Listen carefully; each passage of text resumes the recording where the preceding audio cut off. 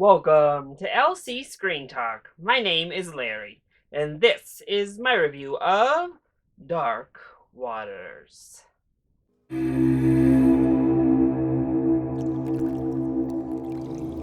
Dark Waters is the latest effort from director Todd Haynes that tells the story of Robert Billot when he is approached by a farmer from a small town in West Virginia, believing that his lands have been poisoned by a landfill owned by DuPont. But as we begin to delve into the case, we learn that maybe this beloved chemical giant isn't quite the friendly giant we once thought. So this was based on a true story, and those trailers had me hooked. I was really intrigued. I actually didn't know much about this story, if I'm being honest. The big scandal portion of this story broke when I was pretty young and not really paying attention to chemicals in our water.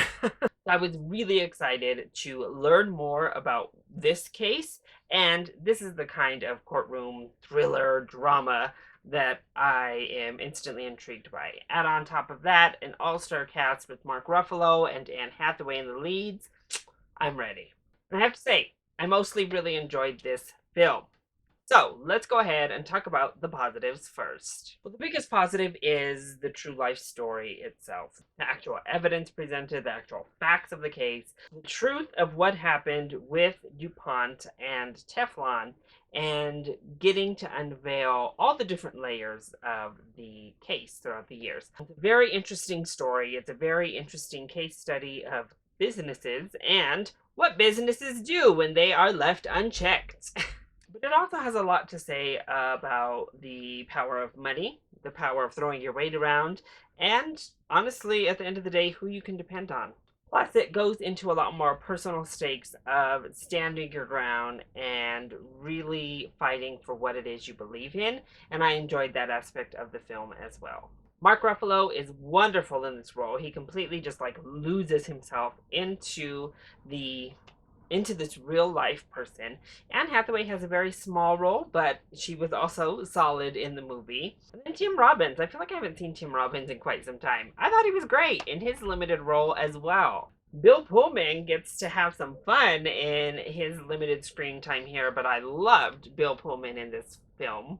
And then we have Victor Garber playing Victor Garber, let's just be honest. Our entire cast here, I actually think, does a really great job of bringing humans and actual people to the screen. And in addition to that, they show you at the end of the film, they've brought in some people who were actually affected and actually a part of this entire process to make small background appearances throughout, and I loved that. I love when they can get them involved in some way. You don't need them to be the leads, they're not actors, but it's always a nice touch to get the people whose story is being told or the people whose real life had to be drugged through the events and give them some recognition in the form of a small role.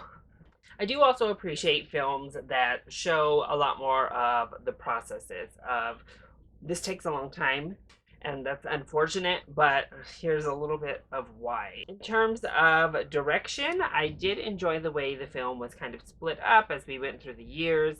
I do think it was really competently directed across the board, but Haynes doesn't bring a whole lot extra to it. It's just a well-directed film. His direction didn't add all that much to me, if I'm being honest, but it certainly didn't take away. The script, though, is probably the shining aspect. I think the screenplay here is really great. The dialogue and those moments of exposition, obviously, that you are going to get in a story like this, work really well, and they do a good job at the beginning of the film of, one, really connecting you to our main character, his exhaustion, his plight, as he fights for what he believes is right. So when we get any sort of emotional payoff, whether they're positive or negative payoffs, you feel for his character and you're genuinely rooting for him and rooting for the good cause.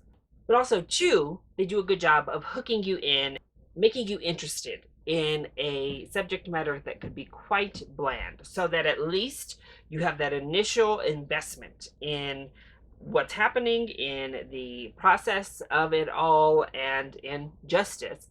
So as we have less actual material to work with and things slow down, you still at least have that initial investment. You can jump back into the story.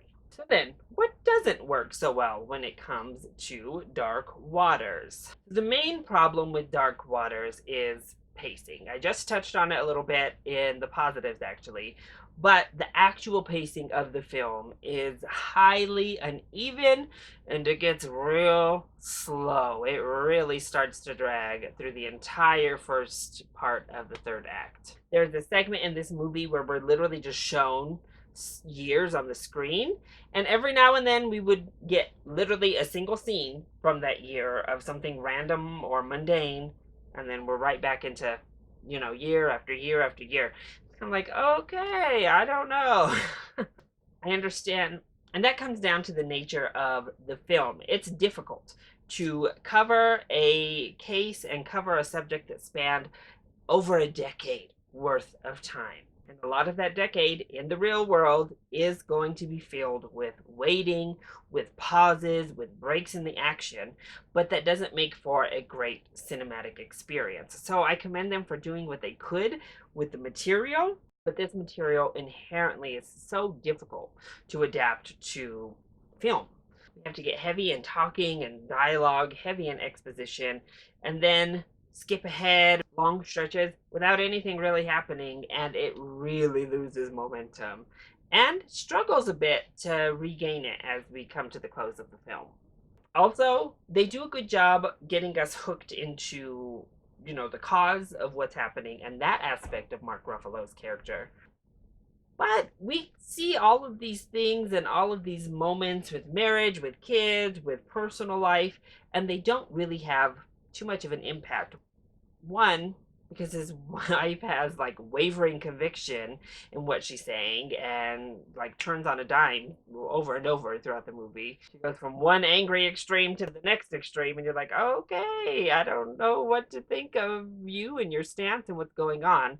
But in those personal moments, in those fatherhood moments, those husband moments, even in his moments of being at the firm, we don't really get that, because instead of using time to kind of flesh those out, the movie goes into a little bit of repeat mode or just flashes years and doesn't give us enough space to just live in those moments and let them develop as well.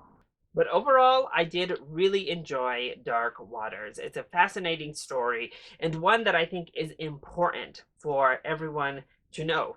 This is recent history that took place and history that is impacting the world we live in right now. It's a great reminder as we continue the discussion of what happens when private corporations go unchecked, and what part does an ineffective government play in all of this. Both of those negatives coming together to create what could be disaster. And this movie really lays it all out there beautifully. And obviously, this has correlations to our world right now in other aspects, referring to Flint, Michigan, an ongoing contaminated water case that still has not been resolved. Now make sure you drink your coffee beforehand. Once it loses steam, it loses steam. But the ultimate payoff and the information and journey you'll be going on is worth the matinee.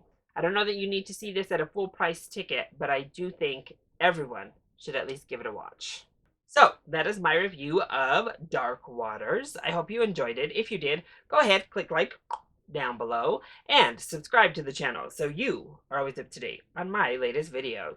Also, join in on the discussion. Are you excited to see Dark Waters? And what is your favorite legal true story? Let me know either in the comment section down below, or you can hit me up on Twitter.